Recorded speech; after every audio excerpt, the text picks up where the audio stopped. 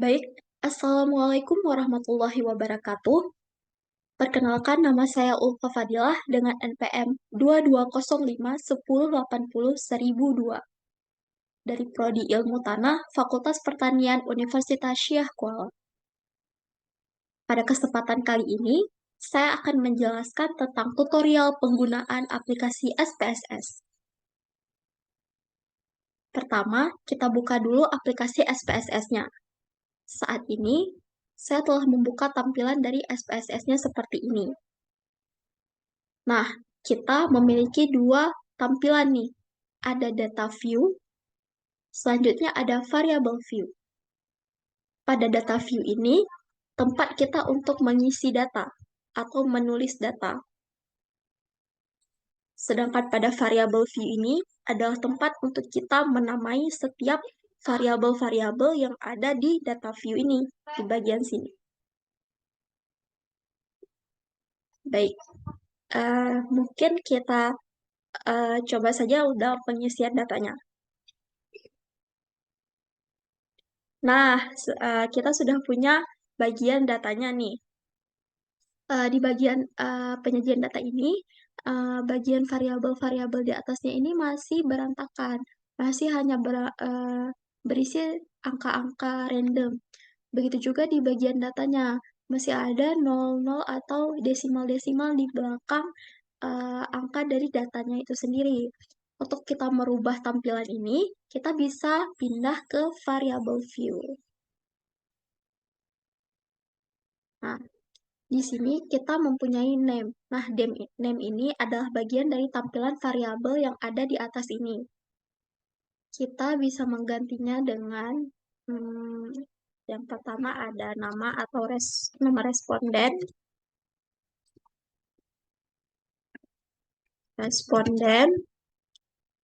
Yang kedua ada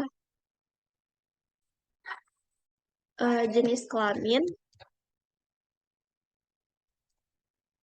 Perlu diketahui bahwa di uh, SPSS ini di bagian variable view itu tidak bisa kita berikan spasi. Jadi hanya bisa diakali dengan pemberian mungkin strip atau disambung saja seperti ini.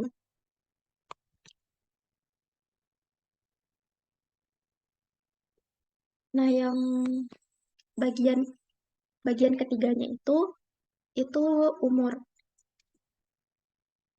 Selanjutnya ada pendidikan,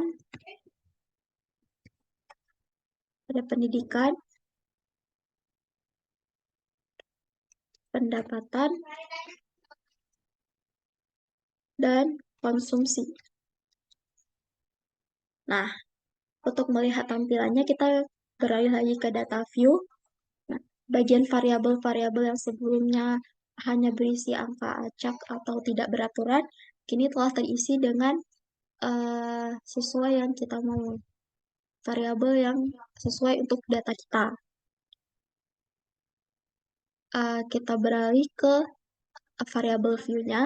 Di sini kita punya type. Nah, type ini apa sih? Type ini adalah tipe dari variabelnya itu sendiri. Tadi bagian responden itu berisi kata atau huruf. Seperti di sini ada Ulfa, Susanto, Mami, itu berisi huruf atau kata. Nah, untuk jenis kelamin, kita itu berupa huruf-huruf seperti ini. Maka, tipe dari si variabelnya itu numerik. Itu seperti ini. Nah, selanjutnya ada width. Nah, width ini adalah jumlah kolom atau jumlah huruf atau angka yang ada di data view itu sendiri. Nah, di width ini tadi kita bisa mengaturnya. Misalnya kita mau buat jadi 15 atau 20, itu uh, tidak apa-apa. Kita bisa mengaturnya. Jadi, selanjutnya ada desimal. Nah, bagian desimal ini nih, tadi di data view kita ada bagian data kita tuh masih ada desimal-desimalnya di belakangnya seperti ini, masih tidak beraturan. Maka cara kita menggantinya itu adalah di desimal ini. Kita bisa nolkan desimalnya dengan cara menekan seperti ini. bagian tanda panah ini, atau kita blok. Kita blok, no. Oke. Seperti ini. Nah, kita lihat ke tampilan data view-nya, dan ya, seperti ini. Tadi 00 yang di belakang hurufnya itu udah nggak ada lagi, desimalnya udah hilang. Selanjutnya ada variabel di label. Nah, label ini adalah sebenarnya dia penjelasan lebih lanjut dari nama variabel itu, dari name ini. Jadi kayak bisa kita isi ulang, bisa ketik ulang gitu. Atau ya misalnya seperti ini. Dan nah, selanjutnya ada jenis kelamin. Di bagian label ini kita bisa untuk kasih spasi. Misalnya tadi di bagian variabel ini kita cuma buat misalnya TB. Nah, TB itu apa? Nah, jadi kita bisa jelasin di bagian label ini. TB itu tinggi badan. Bisa kita ketik ulang ya. Umur, ada pendidikan, ada pendapatan, dan terakhir ada konsumsi. Baik. Nah, selanjutnya kita punya di variable view, kita punya values. Nah, values ini sendiri adalah penjelasan lebih lanjut dari data-data yang kita sudah isi tadi. Nah, di values kan tadi kita punya di bagian jenis kelamin ada 2, 1, 2. Nah, maksud dari 2, 1, 2 ini apa gitu. Jadi kita bisa jelasin di bagian values ini sendiri. Misalnya di jenis kelamin tadi. Kita tekan titik 3 di sini, kita isi 1 itu, misalnya laki-laki. Laki-laki. Jangan lupa di add. Nah, yang kedua itu, yang dua perempuan. Jangan lupa di add juga. Dan, oke. Kita lihat ke data view kita. Untuk melihat values-nya itu tadi, kita bisa menekan icon ketiga dari kanan ini. Value label sini. Nah, maka tampilan yang tadi berupa angka itu 1 2 bisa berubah jadi perempuan, laki-laki seperti ini. Kita balik lagi ke variable view. Untuk saya di sini kita juga ada pendidikan ya. Ada 2 gitu, kita bisa ubah atau kita kasih keterangan dari kode kode atau data kita tadi 2 itu apa gitu. Kita buat seperti pada jenis kelamin tadi. Jadi 1 itu SD. SD at 2 SLTP kita add. Yang ketiga itu SLTA. Jangan lupa di add. Yang keempat itu D3. Di add lagi. Dan yang kelima itu S1. Kelima ada S1. Add. Nah, kita tekan OK. Kita lihat lagi ke data view kita. Tekan di value labels dan di bagian pendidikan sudah ada penjelasannya nih, atau value-nya dari data kita yang tadi berupa angka.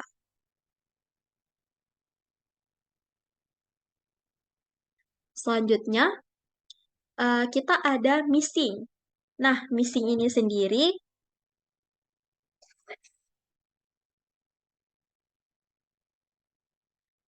tujuan dari pembuatan missing ini sendiri untuk mengisi bagian-bagian dari hal-hal yang kita rasa ada yang salah dari data itu. Tujuan dari pembuatan missing ini untuk menghindari adanya kerusakan dari data kita. Kita lihat di data view kita. kita memiliki angka di pada pendapatan juga konsumsi yang 999 ini. Nah, ini merupakan data yang rusak atau data yang invalid. Jadi tujuan dari kita mengisi missing ini untuk tidak ada kerusakan atau yang salah dari data kita di selanjutnya. Maka di bagian pendapatan kita tekan titik 3, kita pilih atau kita ubah ke discrete missing values dan kita tekan angka 9999. Jangan lupa oke. Bagian konsumsi juga seperti itu. Dan kita ketik lagi 9999 dan oke. Nah, seperti ini.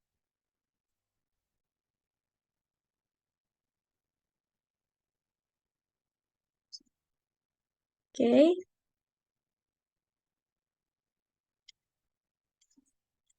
Selanjutnya, kita memiliki bagian variabel yaitu kolom. Nah, kolom ini sebenarnya hampir sama dengan width tadi. Width tadi, yaitu dia di mana kolom untuk bagian datanya itu sendiri. Ini juga bisa kita adjust atau bisa kita ganti-ganti jadi 12, 8, atau sesuka hati kita. Seperti itu. Selanjutnya ada bagian align. Nah, align ini itu penempatan dari kata yang ada di data view kita, penempatan data kita ini.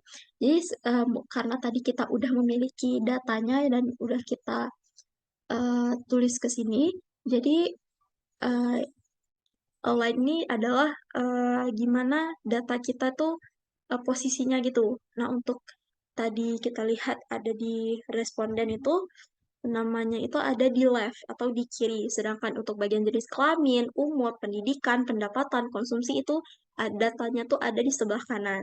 Jadi penyajian dari si align-nya ini sendiri pun berdasarkan dari penempatan data kita tadi. Selanjutnya kita punya measure. Nah, measure ini measure ini adalah penentuan pengukuran data. Kan tadi kita udah buat datanya. Jadi untuk bagian ini kita bisa uh, tukar atau kita bisa ganti. Misalnya untuk bagian responden itu kita ada nominal. Kalau jenis kelamin tetap kita ganti juga ke nominal. Kalau bagian umur itu scale, ya scale. Pendidikan kita ganti ke ordinal karena dia jenjang pendidikan gitu. Nah, untuk pendapatan juga scale sama seperti umur tadi dan konsumsi juga tetap sama seperti scale tadi. Nah, seperti itu penjelasannya. Kita kembali ke data view, maka uh, tampilan data kita seperti ini. Nah, kita mungkin mungkin kita coba buat satu output dari hal ini. Kita bisa tekan di analyze ke descriptive statistik. Selanjutnya kita tekan di deskriptif ini. Tekan. Nah, sebenarnya untuk kita penentuan dari deskriptif ini kita bisa tekan apa saja. Tapi untuk saat ini saya akan menentukan deskriptifnya atau output deskriptifnya itu di umur, pendapatan, serta konsumsi. Nah, seperti ini. Kita tekan option. Nah, apa sih yang mau kita tentukan di output itu? Kita di sini kita punya min, sum, ada variance, ada range, ada minimum maksimum, dan lain sebagainya. Tapi untuk di sini saya akan memilih semuanya. Jadi checklist semuanya. Coba. Dan jangan lupa continue. Oke, untuk tampilan datanya seperti ini. Nah, untuk jendela baru ini adalah tampilan output. tampilan dari yang kita buat data itu tadi. Dan data ini adalah dinamakan dengan deskriptif atau output deskriptif. Seperti itu.